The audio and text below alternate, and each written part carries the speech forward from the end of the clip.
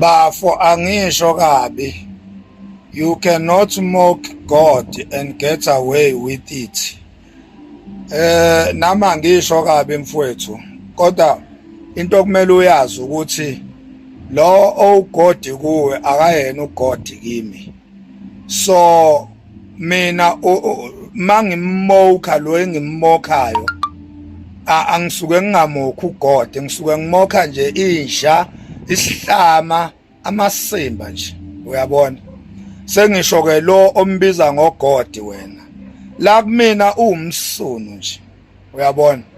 Wena umbiza ngogodi, mina ngimbiza ngomsunu wakhe. uJehova umsuni ingquza. Uyabona?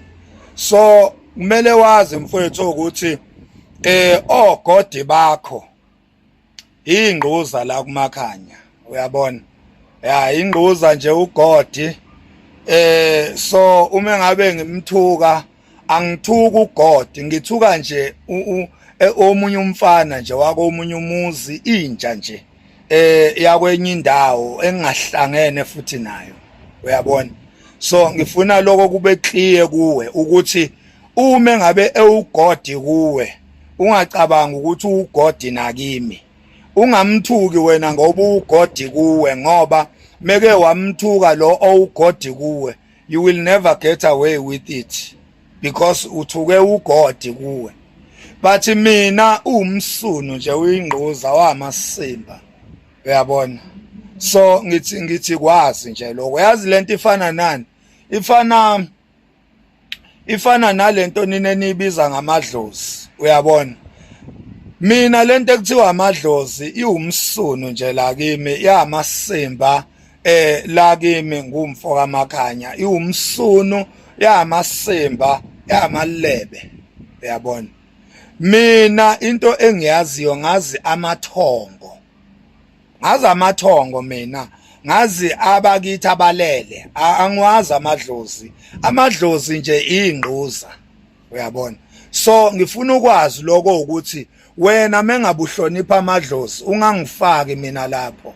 Mengabe wena amadlozi uwabiza ngokhokho bakho, mina ungangisanganela, ungangifaki kulo masimba lawo. Okhokho bami mina abawona amadlozi, bawokhokho bami noma sebelele, bamathongo ngoba balela ubuthongo. So ungangifaki nje kulamasimba akho okukhonza ugodi, okukhonza amadlozi, okukhonza yonke lemsuno oyikhonzayo. Ungangifaki lapho mina. Uyabona? Eyami impilo mina ayigadiwe amadlozi, ayigadiwe futhi ugodi. Igadwe yimina kanye nabazali bami nabazali babazali bami asebalala. Abazali bami nabazali babazali bami asebalala okwamathongo. Akuwona amadlozi amathongo. Abami mina okhokho. Ugodi ogade mina yimi ugodi, mina ngugodi mina ngoba impilo yami ilento efunwa yimi. Uma yonakala yoniwa yimi, uma ilunga ilungiswa yimi.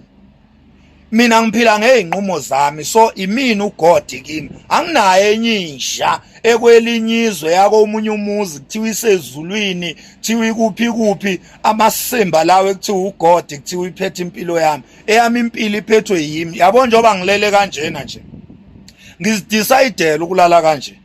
Uyabona? Ayikho nje kuthiwa ugodi engidecidelile ukuthi manje emakhanya lala kanje. Mangivuka futhi yimi ozodecide ukuthi manje ngiyavuka ngiyogeza, nokuthi ngifuna umsebenzi yimi ozodecide ukuthi ngiyofuna umsebenzi. Mase ngutholile ngizobe nguthole ngenxa yama decisions ami. Mase ngihola lapho akunamsuno kuzothi ungibusisile kube kuyimina oyidecidele ngayofuna umsebenzi, ngazincengela abelungu ngawuthola umsebenzi, bese kuthiwa kunomunye nje ungquzana obizwa ngogodi okuthiwa ungitholela umsebenzi. Amasimba leyo nto leyo. Uyabona? So ngifuna nazi nje ukuthi lensha enibiza ngogodi la kumina yamasimba nje akusiyona ugodi leyo nto leyo. Usihlama nje igama lakhe. Ngisho mina lo enimbiza ngoJehova nithi uJehova, uJesus, thank you God, glory to Jesus kede umsuni yonke lonto leyo, umsuni nje yonke lonto leyo. Mina ngiphila ngezami inqumo, phila ngezami inqumo mina. Imina ophila kahle nabantu ukuze abantu baphile kahle nami. Akunagodi la, akunagodi la. Uyabona? Njoba ngingakafi nje kuze kube imanje, ingoba mina ngiphila ngeinqumo zami. Uyabona? Uma futhi sengifa nalapho kuyobe imvelo seyangikhafula umzimba lo uyobe sewuphelelwe isikhathi, uyobe sewu-expire umzimba lo, ungasakwazi ukucontainer umphefumulo wami ebese uyawudedela. Hayi ukuthi kunenje kuthiwa ugodi ekwazi yona ukungiphilisa iphinde ingibulale. Amasimba leyo nto leyo, masimba nje leyona. Umzimba womuntu uya-expire, and once umzimba wa-expire uluza i-ability to contain, uluza i-ability to contain, ebese uyadedela. Ileyo ndlela mina ngiphila nge-reality mina into ikhona mangiyibona noma ngiyifila noma ngiyizwa, into engingayibona engingayizwa ayikho. Uyabona? Into nje engingayiboni futhi engingayizwa ayikho. Mina ngiphila nge-reality mina. Amasimba nje leyo nto ukuthi kunensha ekuthiwa ugodi kodwa esingayazi nokuthi yakuphi ihlalaphi, ubani obani izizukulwane ezayo eziphilayo, liphi ithuna layo mangabe yafa, mangabe yaphila ihlalaphi, bese ngikholelwa ukuthi ikhona ke lonto leyo mina. Kholelwa ukuthi ikhona ke leyo masimba lawo. Thi umsindisi kodwa futhi abantu bayagula, abantu bayafa kodwa lenja kuthiwa iwumsindisi. Isindisa njengoba abantu befaka ngaka, kufa ngisho laba abayikhonzayo, bayagula bayafa kodwa kuthiwa iwumsindisi lenja. Uyabona? Kunabazalwane la abahlupheka ukuya nokubuya kodwa bathi bakhonza umsindisi, bathi bakhonza uprovider, bathi bakhonza uJehova Jireh, uJehova provider, kodwa bayahlupheka. Abana imoto, abana mizi, abana lutho, abanye abasebenzi nokusebenza osihlama nje, ngoba bakhonza isihlama nje esinye, isihlama esihluleka ngisho ukuyiprovider sona. Sibhizi sigxigxiza imali ebantwini sithi ubusisiwe onikele ethokoza, sifuna iminikelo lesihlame ekuthiwa uGod. Uyabona? Sifuna iminikelo yabantu ngoba asinalutho kwayisona, siyisihlama nje. Uyabona? So akuyena uGod kimi leyo nsha leyo. Ngicela nje ukwazi lokho ukuthi mina angikhonza amasimba mina ngiphila ngezami inqumo. uGod yimi kimi.